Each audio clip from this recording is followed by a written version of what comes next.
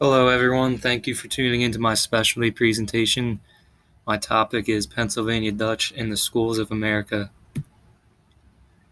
I'm majoring in education with a focus on English, therefore it's easy to see the connection with my topic. A couple goals of this presentation are to see how the American school system affected the decline in language and possibly how Dutch students were impacted in other ways from a cultural standpoint. We will also look at the initial assimilation of Dutch students in the school system and the education of Amish youth particularly. A problem very relevant in early Pennsylvania Dutch history, still relevant in Dutch society today, is the conflict of language, assimilation, and cultural identity. The early strategy in Dutch schools emphasized a cultural pride while teaching the English language with bilingual teachers. The 19th century nationwide educational policy was far more lenient from a lingual standpoint, and on top of this, Dutch had more educational freedom because they arrived in the colonial period earlier than most other ethnic groups that might not have as much educational freedom during this time period. Soon the Dutch felt pressure to assimilate. The 1900s marked a drastic change in educational strategies caused by several different factors. Pennsylvania Dutch educational leaders focused more on assimilation and supporting English as the best language for instruction. Cultural pride was still relevant, it just was not a priority. This was partially caused by concern from political leaders through the Dutch loyalty, including Benjamin Franklin. And at this time period, also, nationwide education as a whole looked to have a more national, unified experience rather than embracing local traditions. To counteract this movement was Abraham Horn and his book, The Pennsylvania German Manual. Abraham embraced roles such as teacher, principal, as well as publishing many books and articles.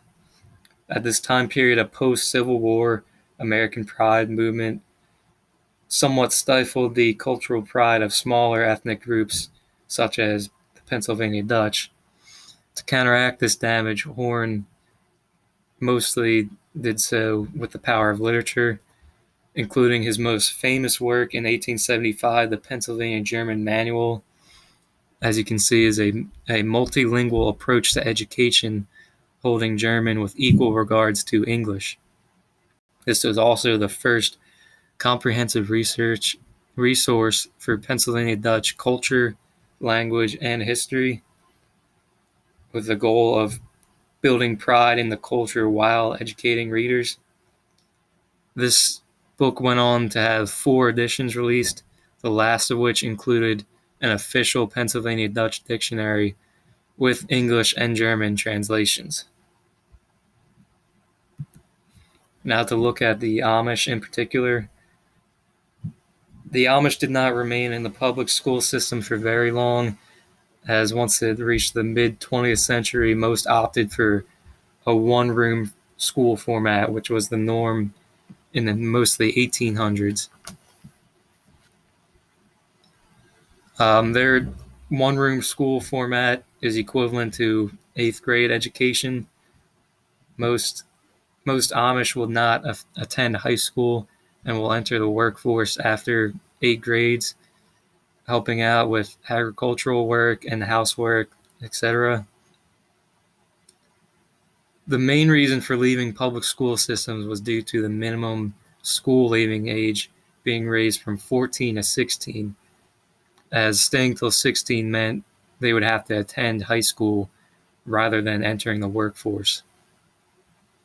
This phrase, Gelassenheit, described the importance of a communal spirit which helped maintain the Amish religious identity This attitude was pretty much the opposite of the public school system, which had an emphasis on individuality and individual creativity rather than this communal spirit. And once again, the Dutch focused on the religious identity with this school system.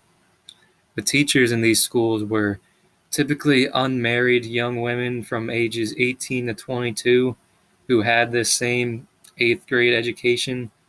They would teach this, like I said, until about 22 years old, until they would get married, and then they would stop teaching by tradition.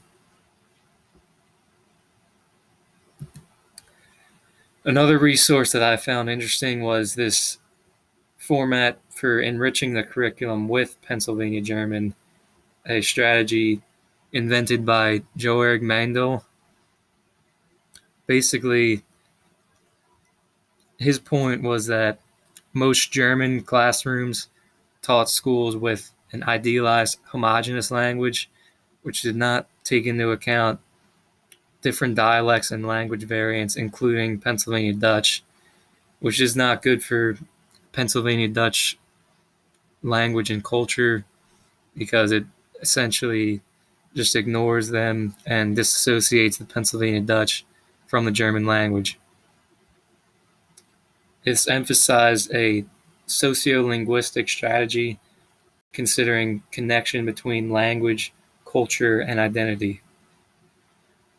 The goals of this class are to use, not necessarily teach Pennsylvania German as the priority, but to use Pennsylvania German as a tool in teaching standard German. Also aims to develop awareness for Pennsylvania German and its speakers, analyze connection between culture and language, and most importantly, foster intercultural competency skills. What this means is more applicable learning skills, such as talking with native speakers, understanding cultural practices, and gaining a perspective on Pennsylvania Dutch way of life. This type of format resembles how many Spanish classes are taught today. If anyone has taken Spanish here, you'll know that teachers typically will emphasize the different dialects that are spoken in different countries rather than this idealized homogeneous language. And many of the lessons are closed with a culture lesson, which goes back to the sociolinguistic strategy connecting language, culture, and identity. That is about all the information I have. I thank you for tuning in. I hope everything was informative. Please leave any questions you have below. Thank you.